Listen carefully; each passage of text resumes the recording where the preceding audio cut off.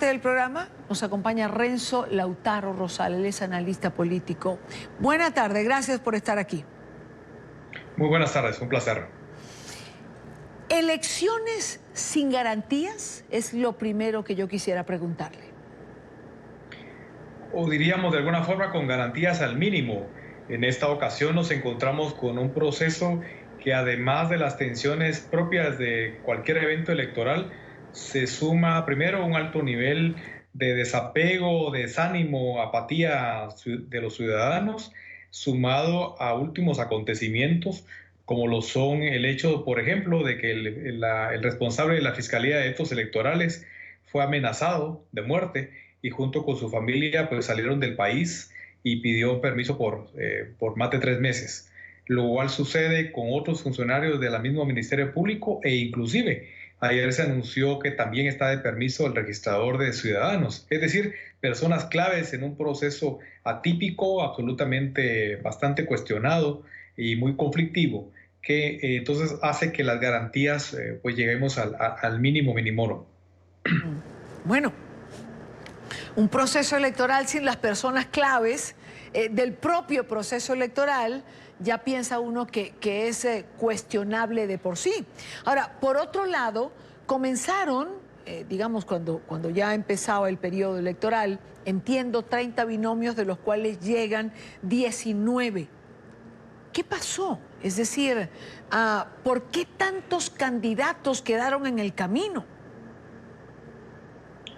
Claro, primero hay que un poco aclarar que no son 30, sino eran 24 binomios presidenciales y en el camino han quedado fuera 5.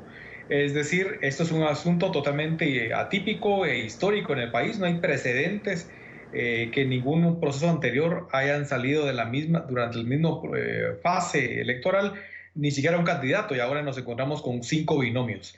Aquí lo que nos encontramos es un alto nivel de judicialización de la política. Es decir, de los 5, 4 salen por una serie de aplicaciones de ley, incluyendo Suri Ríos por un artículo que tiene de dedicatoria de orden constitucional, y solo un candidato que también sale por la justicia, pero no la guatemalteca, sino la justicia de Estados Unidos, porque fue capturado en Miami, Florida, y por vínculos que tiene con el cartel de Sinaloa, con el narcotráfico. Ahora, señor Lautaro, usted ha calificado este proceso electoral como un proceso regresivo. Señala que se agota la democracia electoral. ¿Qué significa que se agote la democracia electoral? Es decir, ¿qué hay después de ella?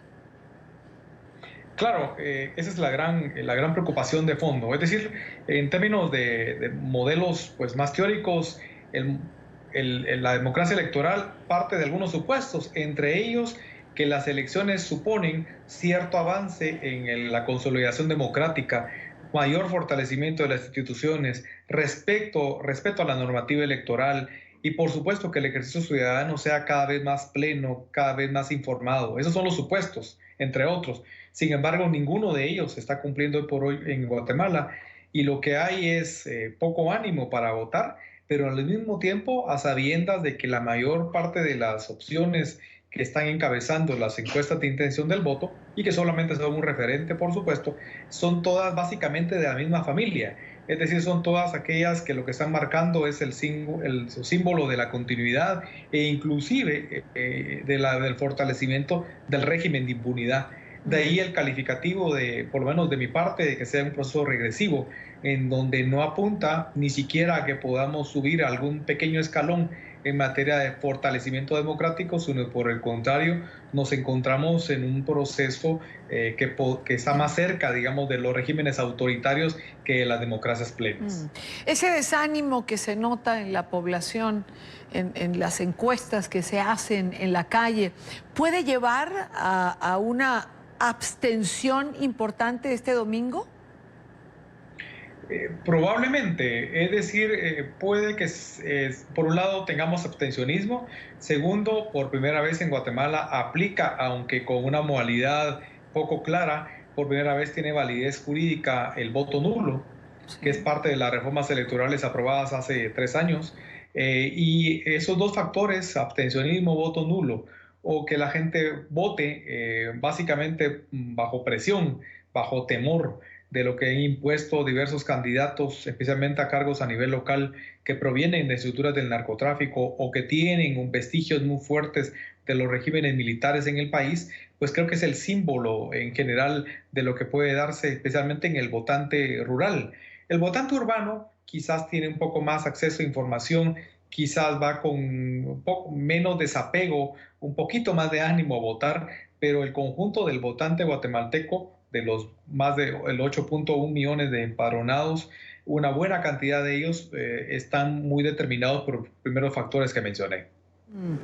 Señor Lautaro, ¿cómo a su criterio pasará el presidente Jimmy Morales a la historia cuando se vendió como una adalid contra la corrupción y terminó desarticulando, expulsando del país a los miembros de la CICIG, la Comisión Internacional contra la Impunidad en Guatemala, a quien se le reconoce internacionalmente unos logros importantes?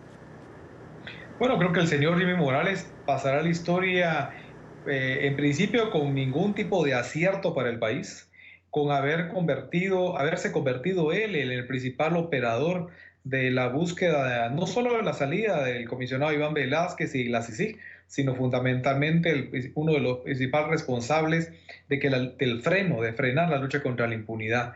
Él yo creo que nunca estuvo realmente en favor de lo contrario, pero el primer año y medio de su gestión tuvo un papel de un tanto más neutral, si quisiéramos denominarlo así, pero de ahí en adelante se convirtió él en un operador en donde convirtió en la única prioridad de su gobierno y de su equipo más cercano estos temas de dejar inutilizar, digamos, la Comisión Internacional, la CICIG en general. Ese es el signo fundamental por el cual va a pasar a una historia tétrica, a una historia dramática y probablemente también a que pueda ser sujeto de acciones penales, ya sea en Guatemala o en otras partes del mundo, porque quizás el fenómeno de los delitos de financiamiento electoral pudieran involucrarle en alguna medida con acciones legales por parte, por ejemplo, del gobierno de Estados Unidos.